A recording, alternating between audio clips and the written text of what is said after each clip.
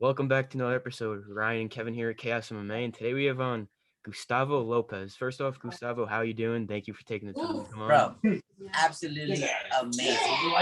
Right now, bro, we're literally, I work with a fashion designer and we're literally in mid photo shoot. Oh, really? Wow. Wow. Yeah.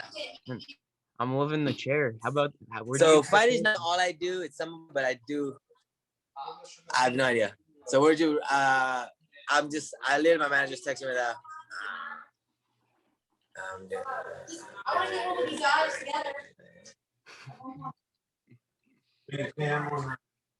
Oh, yeah, you're right. Yeah, it was somebody else. That's weird. Oh, no, it's all good. Yeah, we're Back good. on. Okay. It's all good, though. But yeah, Let's run this. Yeah, thank you for coming on. Another 30 minutes.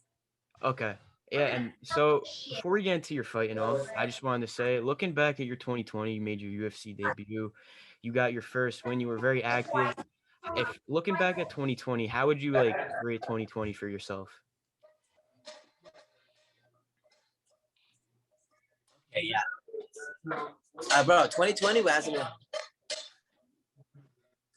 was absolutely, bro, one of the best years I've ever had in my life. Oh, okay. Really? It's been remarkable. I got into the UFC, took a short notice fight, but it was such a blessing in disguise. I ended up getting so much out of it that I'm great. I'm absolutely loving it. I've got to meet these amazing people. I end up partnering up with this fashion designer. Her name is Camille Flawless. Oh, and she is a high-end fashion designer that has had stores in the Venetian and big places and worked with A1 celebrity models and A1 celebrity actors. So it's pretty cool to be able to be a part of her life and help her with the business aspect of the company. Yeah, that does sound pretty cool. Yeah, so Gustavo, you got your first win back in the UFC back in November. How great did that feel? Because I feel like many fighters think about going in the UFC and getting their first win, and you did it like that. So how does that feel? It felt great, man. It absolutely felt amazing. It's that first one that I needed to get out of the way. Now off to the next one, It was with one of my old teammates, but again, it didn't really matter if it was my teammates or anybody. I just was going to go in there. I was going to destroy whoever was in front of me. I absolutely feel amazing. So I came in to handle business. Yeah, so since we obviously didn't get to talk before the fight, is getting a first round submission, was that planned? No, I was gonna get in there and get a finish regardless if it was gonna be through strikes or submission. The submission just came up. I was hitting him, gave the check, I pushed the arm, got the rear naked choke really quick. I rather finish him like that than keep hitting him because again, it is my friend. So what's the best way to get this guy out of there is through the submission. Yeah, and you said he was your former teammate. Now, did you guys train together and have sparring sessions a lot? Oh, bro, hundreds of times. Okay. Hundreds of times. So again, it didn't feel any different. Yeah. We do it all the time. Why not get paid? Yeah, and now we just saw with Usman Burns, your former teammates. Now, with you guys, did you know who had the better in the training? Did you know about that?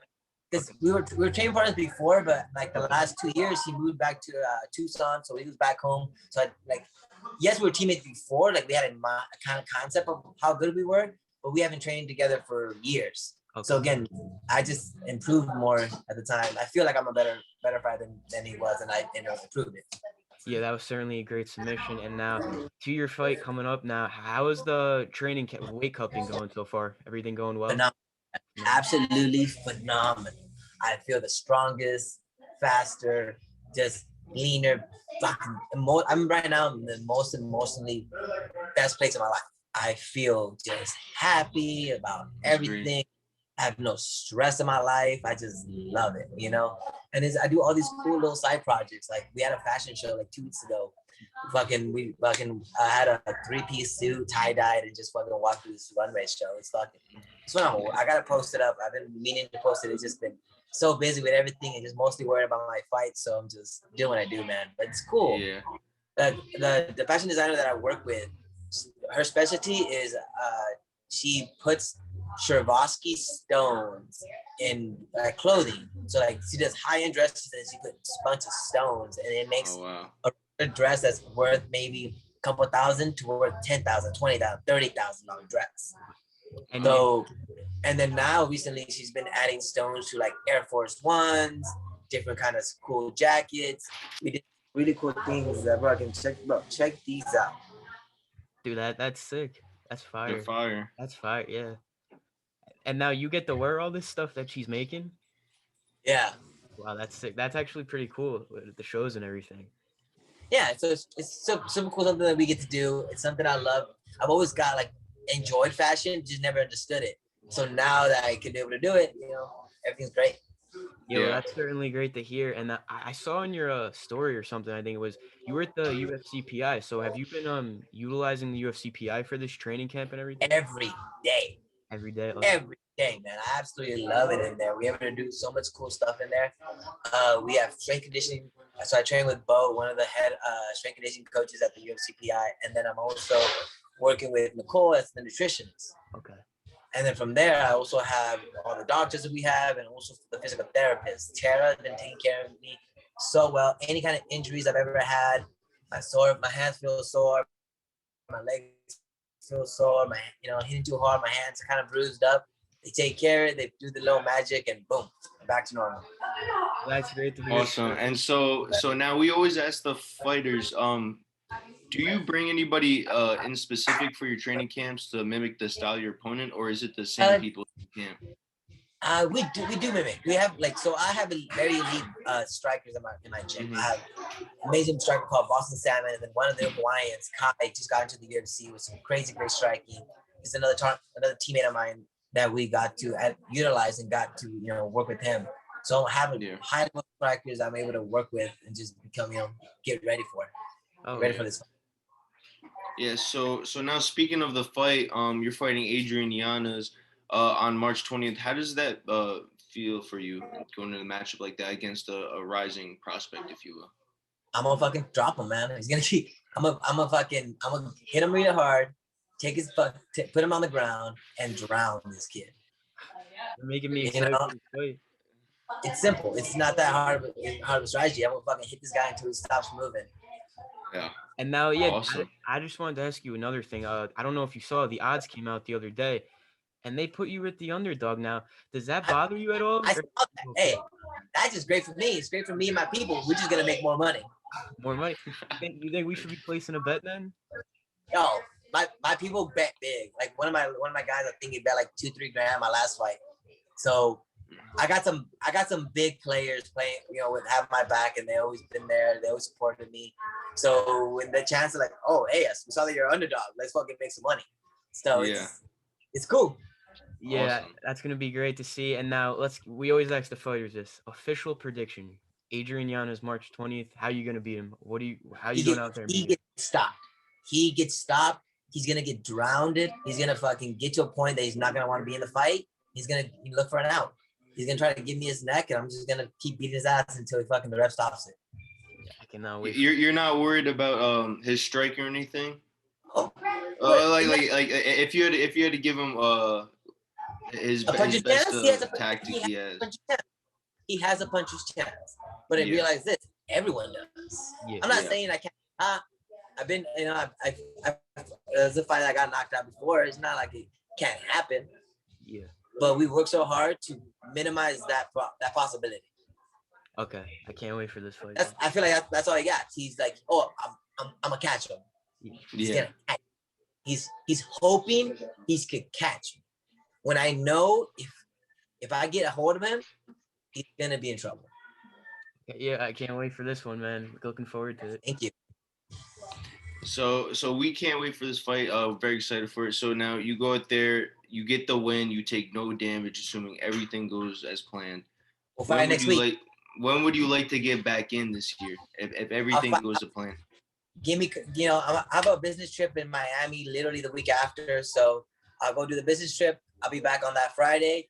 If you need me to fight that day, I'll fight that Friday. Wow. Awesome.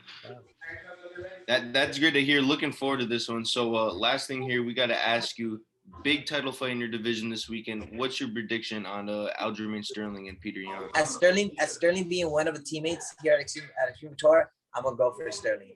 I want that guy to bring back that time. And now does part of you want to go out there March 20th, make a big statement to get these contenders in front of you, get their attention? Because I'm sure you want to get right to that title shot soon. It will. The time will come for that. Like I realize I'm gonna enjoy the process and enjoy getting these wins, keep making that money. And when the title, when those top 15 come, we'll be ready for them. We're gonna take them out, and then we'll continue to the top. And like you said, you would take a short notice fight like right after your fight week, like one. I fought Marab on a 20-hour notice. Yeah, that is true. Yeah, that was. You don't think I'll take a short notice fight? No, I think you would. I'm just I saying. think I you just will. wanted to know. Yeah, I think you would. I'm Probably crazy, be man. one of the first people there. I'm crazy. I'm insane. I'm just fucking. I feel like, what's that word it's called? I'm obsessed of being one of the best out there, man. I'm obsessed. And fucking all I do is fucking wake up and I train my fucking ass off to be this good. And I feel emotionally, physically, and the best I've ever felt in my life. Yeah. Well, Hey, all he has is hoping he's gonna catch me. yeah, it's gonna be an. I work hard, man. Yeah, I can't wait for this fight. Gonna be an interesting match. We're gonna stand in the middle. We're gonna swing. Yeah. We're gonna stand in the middle and we're gonna swing, and someone's gonna get hit. But realize if he does fucking trip, if he does fall, he's gonna be in some trouble.